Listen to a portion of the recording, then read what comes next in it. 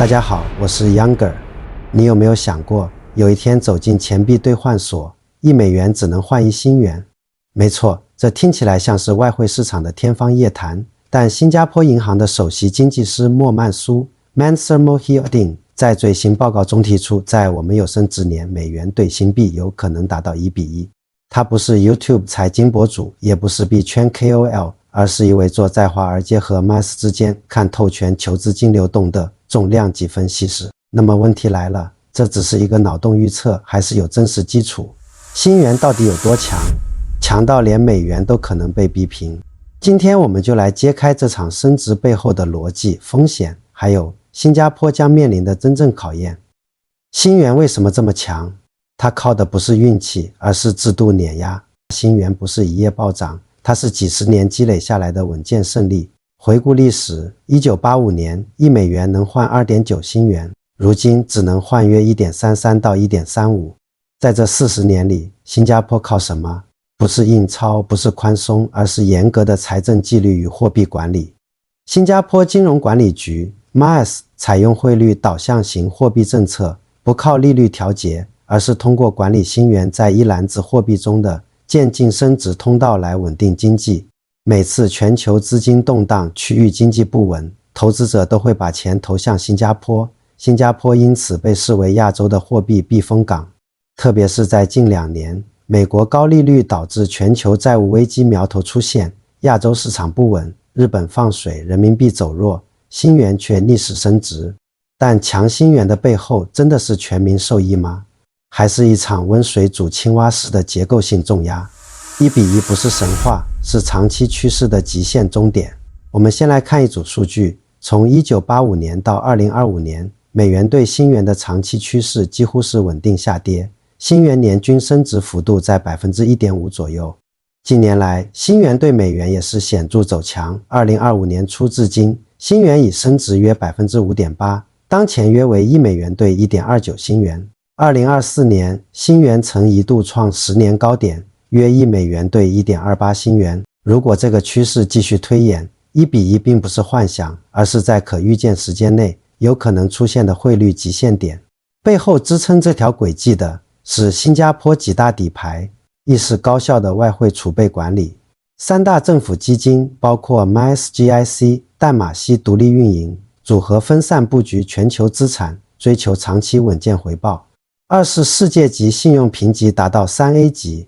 新加坡政府支出较 GDP 占比低，约 16%， 税收入稳定，约占 GDP 的 15%。 结构上靠储备投资收益补充支出缺口，这种审慎财政赢得了国际评级机构的肯定。3是长期经常账户顺差与财政盈余。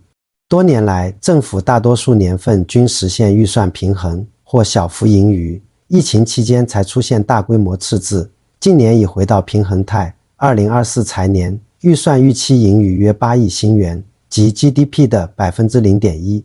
相比之下，美国则陷入债务泥潭，每年赤字以万亿美元计，印钞成瘾，财政悬崖临近。所以说，不是新元太强，而是美元在慢慢被现实削弱。但汇率的胜利不代表经济全面无忧，新元升值的代价正在悄悄逼近。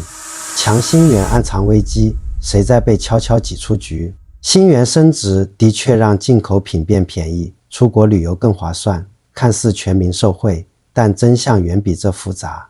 最大的受害者是本地出口型企业。新元一旦持续走强，他们的商品在国际市场上将变得越来越贵，订单流失，利润被压缩。中小企业、制造业者，甚至物流仓储服务提供商正在遭遇强币重压的多重夹击。更严重的是，跨国公司会重新计算成本结构。当新加坡员工薪资和办公成本因汇率升值被放大时，他们会转向马来西亚、越南、菲律宾。除此之外，新元升值还在制造另一个泡沫暗角，楼市与股市正在被热钱推高。本地租金飙升，私宅价格连创历史新高，主屋都破100万，年轻人薪水却没有跟上，资产负担感越来越重。我们要问的是，强新元真的在帮新加坡人吗？还是在推高一种看得见却摸不着的富裕感？普通新加坡人的真实感受，墙壁下的不平衡赢家。看似受益的普通人，真正在享受墙壁红利的其实只是少数。海外留学生、出国常旅客、美元资产持有者当然开心，但他们占人口的比例极低。对大多数人来说，新元升值不等于生活变轻松。为什么？第一，物价没有真的降。新加坡是小国开放经济体，大量消费品仍由垄断或半垄断企业主导，汇率波动很难快速传导到零售价。第二，薪资增长速度跟不上资产升值，年轻人储蓄再努力也跑不过房价上涨的速度。第三，中小企业压力加剧，员工的奖金、年薪调整、转正机会反而更保守。所以问题来了，一个币值越来越强的国家，为什么大多数国民却感到生活越来越难？新加坡政府的对策能缓解结构性风险吗？面对升值压力，新加坡政府并非毫无准备。MAS 早就调整了汇率通道的坡度，让升值有管理、有节奏。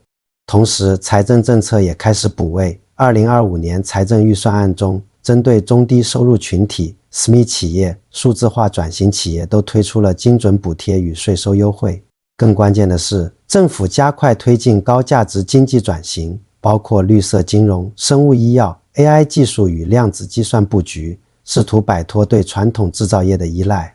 但这些都需要时间，需要民众信任，也需要我们在币值优势的幻象中保持清醒。新元升值是手段，不是目的。如果它无法转化为民众福祉，长期来看反而可能酿成社会分化与产业空心化的副作用。强新元是祝福还是警钟？我们必须承认，强新元是新加坡国家治理与财政能力的体现，是全球对新加坡模式的信心投票。但我们也必须看到，它正在悄然改变着企业生态、国民心态与经济结构的基础。如果美元对新币真的有一天来到1:1，那会是我们最风光的时刻，还是最脆弱的临界点？新加坡准备好在强币时代中走一条既强大又包容的新路了吗？你怎么看美元对新币1:1？你感受到新元升值带来的好处了吗？欢迎在评论区写下你的观点。如果你喜欢这样的深度分析，记得点赞、转发并订阅频道，我们将持续带你看透亚洲金融的下一步棋。